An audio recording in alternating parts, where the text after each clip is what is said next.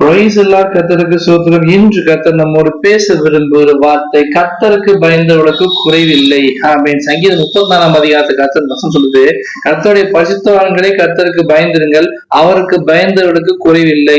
கர்த்தருக்கு பயந்து நடந்தோம்னா வாழ்க்கையில எந்த குறைவும் இருக்கான்னு சொல்றாருங்க. வேதத்துல பாத்தீங்கன்னா 365 ரூபாய் பயப்படாதே பயப்படாதுன்னு சொல்லி போட்டுருக்கோம், எல்லாத்துக்கும் தெரியும். ஆனா நம்ம என்ன பண்றோம், பயப்படாதேன்னு போட்டு காரியத்தை தெரிஞ்சுக்கிட்டு கர்த்தருக்கே பயப்படாம விட்டுறோம். கர்த்தருக்கு வசனத்துக்கு பயப்படுறதில்ல, வார்த்தைக்கு பயப்படுறது இல்ல. ஆனா கர்த்தர் இன்னைக்கு ஒரு ஞாபகத்துக்கு கர்த்தருக்கு பயந்து நடங்க.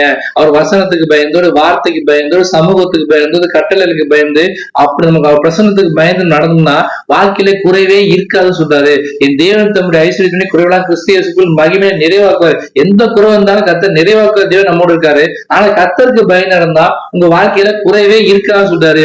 ஏன்னா கர்த்தருக்கு பயப்பட ஞானத்தின் ஆரம்பம் சொல்லிருக்காரு இல்லையா. கர்த்தருக்கு பயந்து நடந்தா உங்க வாழ்க்கையில குறைவே இருக்காது. அது ஞானத்தை கொடுத்து, அபிஷேகத்தை கொடுத்து, வரங்களை கொடுத்து, எல்லா காரியங்களும் நிறைவான ஆசீர்வாதத்தை கொடுப்பாரு. எல்லாவற்றையும் நிரப்புகிற தேவன் இன்று உங்களோட பேசிக் கொண்டிருக்காரு. கர்த்தருக்கு பயப்பட சிறியோரையும் பெரியவன் கர்த்தர் ஆசீர்வதிப்பான்னு சொல்லிருக்காருங்க.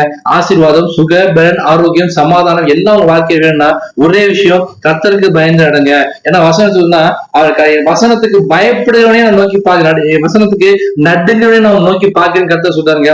வசனத்துக்கு பயப்படணும், கர்த்தருக்கு பயப்படணும், அவர் சமூகத்துக்கு பயந்தணும். நம்ம என்ன தப்பு செஞ்சாலும் கர்த்தர் பார்த்துட்டு இருக்காரு, நம்ம கூடவே இருக்காருன்னு சொல்லி நம்ம கர்த்தருக்கு பயந்து நடந்தோம்னா கர்த்தர் நிச்சயமா வாழ்க்கையில எந்த குறைவா இருந்தாலும் கர்த்தர் நிறைவாக்குவாரு. குறைவே இல்லாம ஆசீர்வாதத்தை இன்றைக்கும் வாழ்க்கையை தரப்பாரு. நீடிய சந்தோஷம், சமாதானம் வாழ்க்கையில இருக்கணும்னா கர்த்தரை தேடுங்க. உங்க வாழ்க்கையில குறைவே இருக்காது. ஏன்னா அவருக்கு பயந்தவர்களுக்கு குறைவில்லைன்னு வசனம் சொல்றது. விசுவாசோட பெற்றுக் கொள்ளுங்கள். ஆமென். God bless you.